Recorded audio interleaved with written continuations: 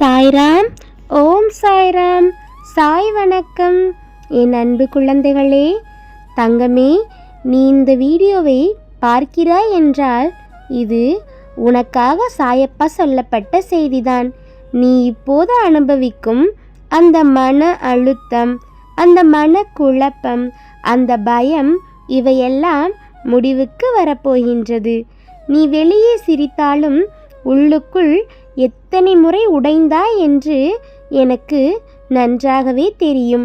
யாரிடமும் சொல்லாமல் அமைதியாக அழுத அந்த இரவுகளை நான் பார்த்து கொண்டுதான் இருந்தேன். ஆனால் கேள் தங்கமே, இது உன் வாழ்க்கையின் கடைசி சோதனை. இனி உன் வாழ்க்கையில் அமைதி, நிம்மதி, சந்தோஷம் மட்டுமே வரப்போகின்றது.